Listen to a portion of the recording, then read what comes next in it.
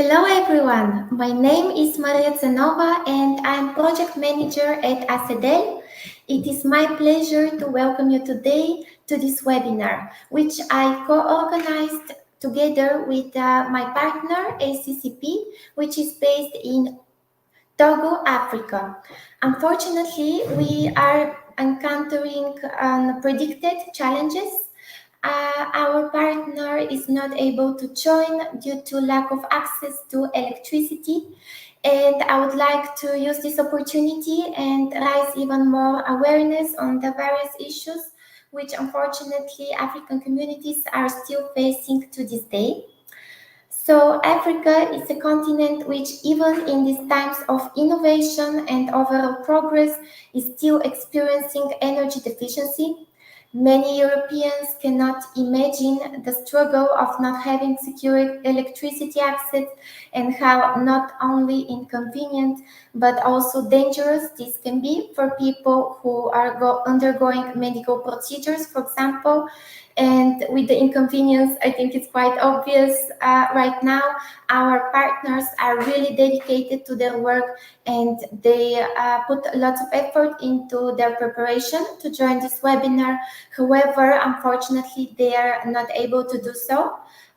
So in this case, I have the task to present our effort and to make sure that we can move forward with the webinar. In case that our partners gain access, they will join later. As I mentioned, I'm representing ACEDEL. And I'm happy to welcome you today to this online event, which is specifically organized on June 20th, since today it's World Refugee Day. So ACEDEL is a non-profit organization whose objective is to disseminate, promote, and defend human rights and fundamental freedoms in the spirit of the European Convention of Human Rights, both within the Council of Europe system and at the local, national, and international levels.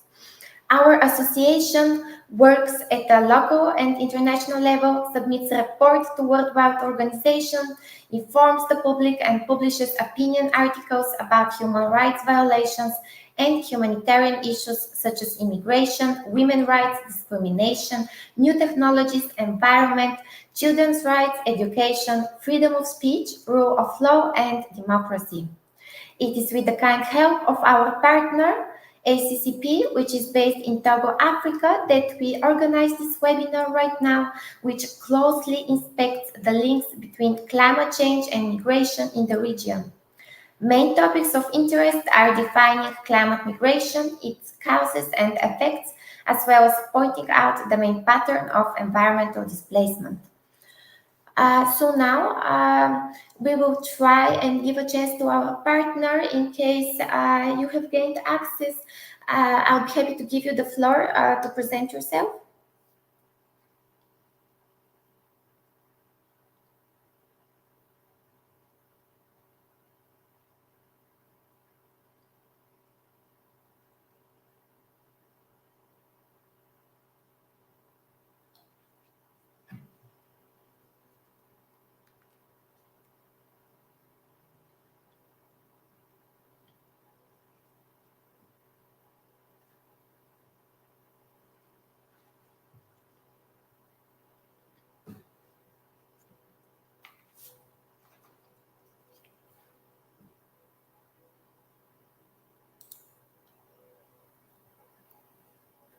So, as I can see, unfortunately, our partner is still not able to join. So I'm happy to present them. The NGO is Action Collective Contre la Pauvreté, which basically means collective action against poverty. It is a non-governmental, humanitarian, non-political, and non-profit organization. It was created on February 20th, 2013 to make its contribution to improving the living conditions of impoverished populations in Togo. Its creation was motivated by alarming observation of human rights violations, the population's stubborn poverty, the miserable and very precarious living conditions of impoverished populations, the inaccessibility of many communities to basic social services such as education and health system, and additionally the notable disrespect to basic rights. This NGO aims through collective effort to restore hope in Togo's impoverished society. Today, the NGO ACCP is active in various fields: promotion of human rights, access to education, improvement of health conditions, environmental preservation, water and sanitation, food security, and community development. All this to contribute to the achievement of the Sustainable Development Goals. And now, of course, I would be happy to present our efforts and the conclusions which ACEDEL and ACCP has reached via collaboration and research. So, climate change is exercising various types of pressure on the environment and on people's livelihoods in Togo, including affecting their access to clean water and food resources. Today, extreme climatic phenomena are on the increase, often with devastating effects, including floods, heat waves, droughts, and bushfires. These climatic changes pose a major threat to the most disadvantaged. This is because the poorest communities are often the most exposed to climate risks. They are the most vulnerable to the harmful consequences of climate change, and they do not have sufficient means to cope with the damage caused by climate change. In short, climate change has serious economic and social consequences, particularly for the poorest populations. It has led to an increase in the displacement of populations. Indeed, climate change, environmental degradation, and natural disasters are being increasingly correlated with refugee displacement factors. Most of the population movements caused by natural hazards or climate change take place within a single country. In the remaining time of the webinar, we will take a look closely at the causes and consequences of the situation, approaches to climate adaptation measures, and migratory flows due to climate change. First of all, I would like to start with definition of concepts. To begin with, climate migration is the movement of a person or group of people who, mainly for reasons of sudden or gradual environmental shift due to climate change, are obliged to leave their usual place of residence or choose to do so temporarily or permanently within a state or across international borders. A climate migrant is therefore someone who has to leave his or her home or land because it has become uninhabitable due to climate disruption. There are various causes of climate migration.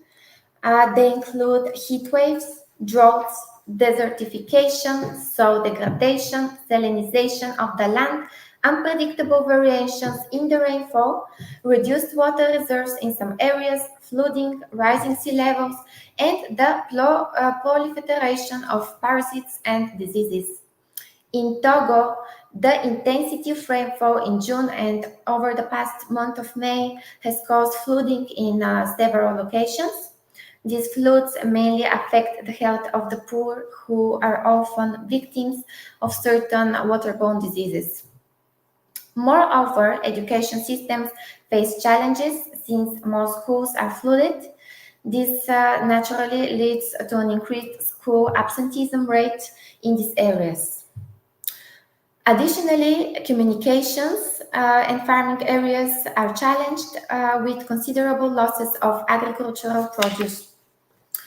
Climate change, with its various causes, is having a serious impact on agriculture.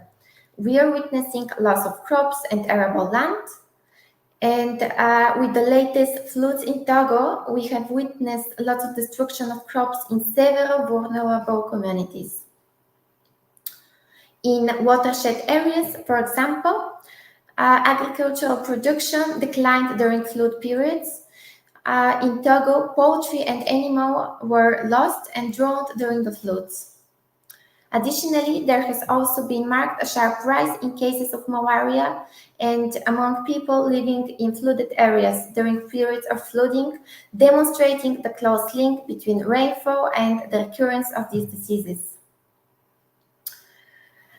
In Togo, when climatic phenomena such as floods, desertification, and drought occur, the populations affected by the situation migrate to other locations within Togo.